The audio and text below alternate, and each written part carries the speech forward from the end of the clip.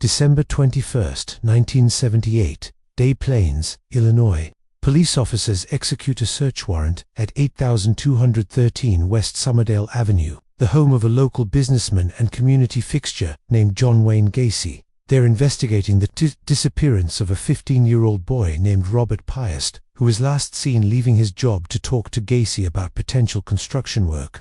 The initial search turns up some suspicious items: police badges, handcuffs, pornography, marijuana, but nothing that directly connects Gacy to the missing boy. Still, something feels off. The house has a strange smell, like something rotting beneath the floorboards. Officers notice the crawl space under the house and decide to investigate. What they find when they dig into that crawl space will reveal one of the most horrific serial murder cases in American history. Bodies, dozens of bodies, young men and teenage boys, decomposing in shallow graves beneath Gacy's house, some buried in lime to speed decomposition, some wrapped in cloth, layer upon layer of human remains, packed so tightly that Gacy had run out of room and started dumping bodies in the Des Plaines River when his crawl space became too full. By the time the excavation was complete, police had recovered 29 bodies from Gacy's property. 4 more were pulled from the river. 33 young lives, stolen by a man who presented himself as a pillar of the community, a successful contractor,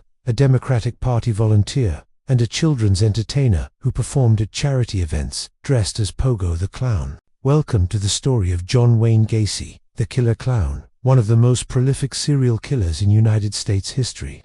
Over the next 10 minutes, we're going to explore how Gacy went from troubled childhood to respected businessman to monster, how he hid in plain sight for years while murdering teenage boys, the horrific details of his crimes, and how he was finally caught. This is the story of a predator who wore a mask of normalcy so convincing that he fooled an entire community, and whose crimes shocked a nation. John Wayne Gacy was born on March 17, 1942, in Chicago, Illinois. His childhood was marked by abuse and dysfunction. His father, John Stanley Gacy, was an alcoholic who physically and verbally abused John and his siblings. He called John stupid, weak, and a disappointment. Nothing John did was ever good enough. His father compared him unfavorably to other boys and questioned his masculinity, which created deep psychological wounds that John carried his entire life. Despite the abuse, John desperately wanted his father's approval. He tried to be the son his father wanted, but the abuse never stopped. John had health problems as a child, a heart condition that kept him from playing sports and participating in physical activities. This furthered his father's disappointment and made John feel inadequate. He was overweight, not particularly athletic, and struggled to fit in with other boys his age. But he learned to compensate by being charming, friendly, and helpful. He became good at making people like him, at presenting a version of himself that others found appealing. This ability to charm and manipulate would serve him well later in life, when he needed people to trust him enough to let their guard down. As a teenager and young adult, Gacy seemed to be finding his way. He was involved in Democratic Party politics and community organizations. He joined the JCs, a leadership training organization for young men. He worked various jobs and seemed ambitious. In 1964, he married Marlyn Myers and moved to Waterloo, Iowa, where he managed several Kentucky Fried Chicken restaurants owned by his father-in-law. He was successful in business, well-liked in the community, and active in local organizations. To everyone who knew him, John Wayne Gacy was a hard-working family man building a good life. They had 2 children together. Everything looked normal from the outside, but in 1968, everything fell apart. Gacy was arrested and charged with sexually assaulting a teenage boy, the son of a fellow JC's member. The boy claimed Gacy had tricked him into being restrained under the pretense of a psychology experiment, then sexually assaulted him. Other victims came forward with similar stories. Gacy was convicted of sodomy and sentenced to 10 years in prison. His wife divorced him, taking their children. He was cut off from his family.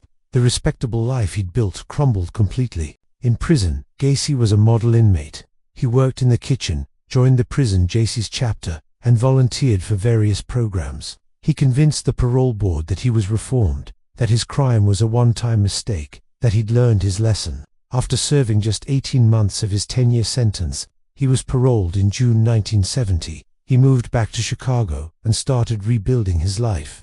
This was the critical failure of the justice system, releasing a dangerous predator back into society after minimal punishment and no real rehabilitation. Gacy moved in with his mother and got a job as a cook. He started a construction business called PDM Contractors, painting, decorating, and maintenance. The business was successful.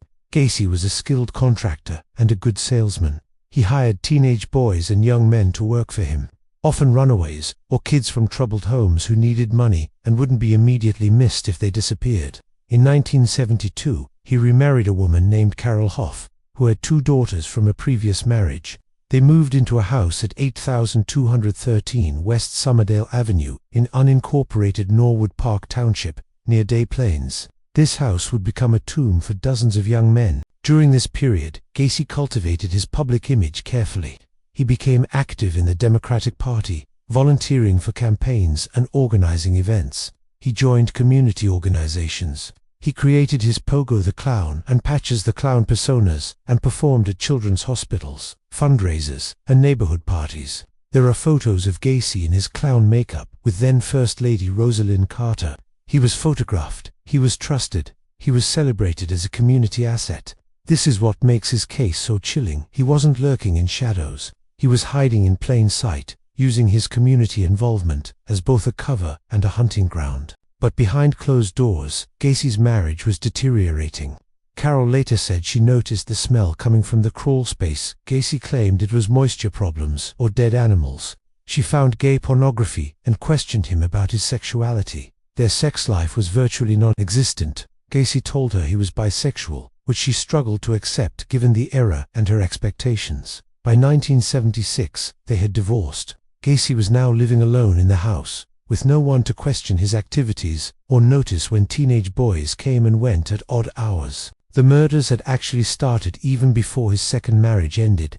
Gacy's known murder spree began in January 1972, when he killed Timothy McCoy, a 16-year-old who had stayed overnight at Gacy's house. Over the next 6 years, Gacy would murder at least 32 more victims. His pattern was consistent and horrific. He would lure young men and teenage boys to his house with offers of construction work, marijuana, alcohol, or simply by being friendly and trustworthy. Many of his victims were runaways, hustlers, or boys from unstable homes, vulnerable kids who wouldn't immediately be reported missing. Once at his house, Gacy would often show them a handcuff trick, claiming he could escape from handcuffs and challenging them to try. Once the victim was handcuffed, Gacy would reveal it wasn't a trick at all, they were trapped. He would then subject them to hours of torture, sexual assault, and psychological torment. He sometimes read passages from the Bible to his victims while abusing them. He called this his rope trick or his handcuff trick, as if these were just games rather than torture sessions. Eventually, he would kill them, usually by strangulation with a rope or a board that he called his tourniquet. He said he would tighten it slowly, watching them die. Sometimes he would loosen it and let them revive, only to tighten it again, prolonging their suffering. After killing his victims, Gacy would bury their bodies in the crawl space beneath his house. He would pour lime over the bodies to speed decomposition and mask the smell. The crawl space was only about 3 feet high, so Gacy would have to army crawl through the dirt, digging shallow graves between the floor joists, then dragging the bodies into position. It was physically demanding, claustrophobic work, but Gacy was meticulous about it. He created a virtual graveyard beneath his house, burying bodies side by side until he completely ran out of room. When the crawl space was full, he started disposing of bodies in the Des Plaines River. The beginning of the end came in December 1978, when 15-year-old Robert Pius disappeared.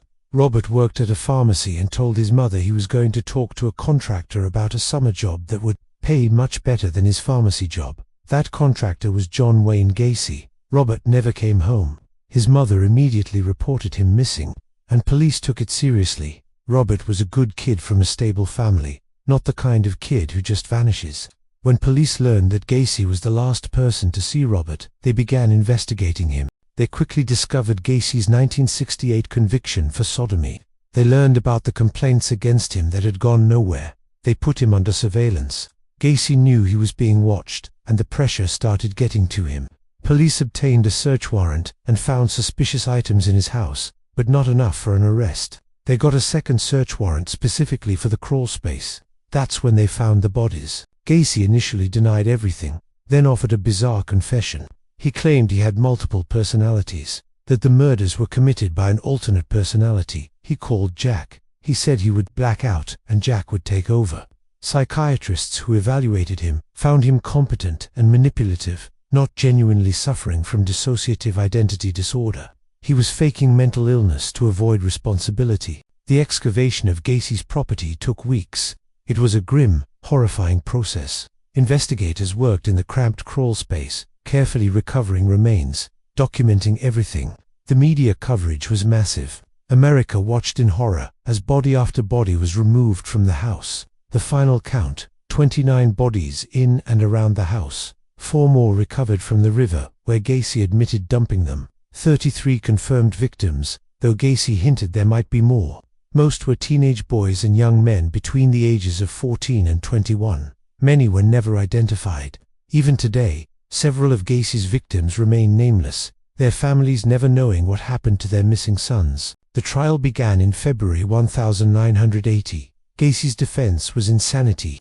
He claimed he was too mentally ill to be held responsible for his actions. The prosecution argued he was fully aware of what he was doing, that his careful planning and efforts to avoid detection proved he knew his actions were wrong. The evidence was overwhelming. Gacy had confessed to the murders. Bodies were recovered from his property.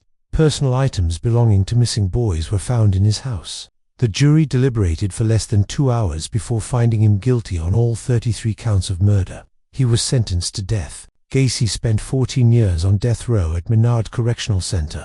During this time, he gave numerous interviews, maintained his innocence in various ways, and even took up painting. His paintings, many featuring clowns, including his pogo persona, were sold and became twisted collector's items. Some people bought them out of morbid fascination. Others purchased them to destroy them, feeling the paintings were an extension of Gacy's evil. His art remains controversial as illegitimate expression or the work of a monster that should be erased. On May 10, 1994, John Wayne Gacy was executed by lethal injection at Stateville Correctional Center in Illinois. His last words were reportedly, "Kiss my ass, no remorse." No apology to the families of his victims, no acceptance of responsibility. He died as he lived, thinking only of himself. He was 52 years old. The impact of Gacy's crimes extended far beyond the immediate victims and their families. The case changed how police investigate missing persons, especially when the missing are young men and teenage boys. Before Gacy, runaways and troubled teens often weren't taken seriously when reported missing.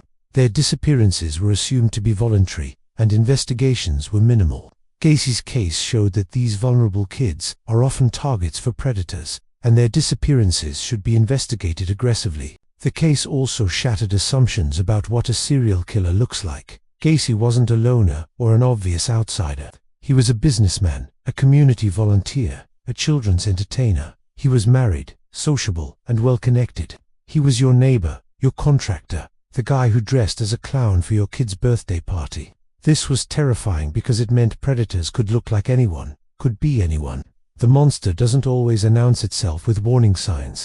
The clown aspect of Gacy's story has had lasting cultural impact. While Gacy wasn't dressed as a clown when he committed his murders, the association between Gacy and clowns has contributed to coulrophobia, the fear of clowns. The image of Pogo the Clown, with its sinister associations, has become iconic in horror culture. Stephen King's It, with its killer clown Pennywise, was published in 1986, just a few years after Gacy's arrest, and while King says the character wasn't directly inspired by Gacy, the cultural timing suggests Gacy's crimes were in the public consciousness and may have influenced how people responded to the book. The killer clown has become a horror trope, and Gacy is the reason why. For the families of Gacy's victims, the pain never goes away.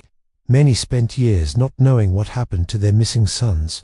Some found out their loved ones had been murdered and buried in a crawl space.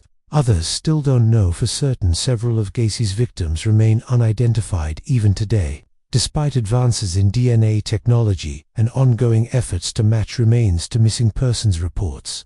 These families live with ambiguity and grief that has no resolution. The Cook County Medical Examiner's Office and various forensic anthropologists have worked for decades to identify Gacy's remaining unknown victims. As of recent years, DNA technology has helped identify a few more victims, bringing closure to families who waited decades for answers. But several victims remain John Doe's, their identities lost, their families never knowing they were Gacy's victims. These unidentified victims represent a special kind of tragedy, killed, buried, forgotten, with no one to mourn them by name. What's particularly chilling about Gacy is how he reframed his crimes in his own mind. He never truly accepted responsibility. He claimed his victims were prostitutes who deserved what they got, even though many were just teenage boys looking for work. He claimed they had initiated sexual contact, even though he was the adult in a position of power. He blamed his actions on blackouts and alternate personalities. Even as he was executed, he maintained he was somehow the victim of an unjust system. This refusal to accept responsibility is common among serial killers, but Gacy took it to an extreme level. He died believing he was the wronged party. The house at 8213 West Somerdale Avenue was demolished in April 1979, shortly after the bodies were recovered. No one wanted to live in a place where such horror had occurred. The lot remained empty for years. Eventually, a new house was built on the property, with a different address to distance it from the past. But the history remains. People still drive by to see where Gacy's House of Horrors once stood. It's become a dark tourist destination, a place where true crime enthusiasts come to stand and contemplate the evil that occurred there. What we can say with certainty is that John Wayne Gacy represents one of the darkest chapters in American crime history. He exploited vulnerable young people who trusted him or needed help. He murdered at least 33 human beings, each with their own hopes, dreams, and potential. He hid his crimes behind a mask of normalcy and community respectability, and when he was finally caught, he showed no genuine remorse for the devastation he'd caused. The victims of John Wayne Gacy deserve to be remembered as more than just statistics in a serial killer's tally. They were sons, brothers, friends. They had lives that mattered and futures that were stolen. Some of their names we know: Timothy McCoy, John Butkovich, Darrell Sampson, Samuel Stapleton, Michael Bonin, William Carroll, James Byron Hawkinson, Rick Johnston, Kenneth Parker, Michael Marino, William Bundy, Francis Alexander, Gregory Godsick, John Schick, John Prestige, Matthew Bowman, Robert Gilroy, John Mowry, Russell Nelson, Robert Winch, Tommy Bowling, David Talsma, William Kindred, Timothy O'Rourke, Frank Landingen, James Matsura, Robert Piest, and there are still unidentified victims whose names we don't know, but whose lives mattered just as much. Thanks for watching this difficult deep dive into one of the most disturbing cases in true crime history. John Wayne Gacy's crimes shocked the nation and changed how we think about serial killers and community predators. If you found this video informative, please like and subscribe for more true crime content. And remember, these aren't just stories, they're real tragedies that affected real people. Treat them with the respect they deserve.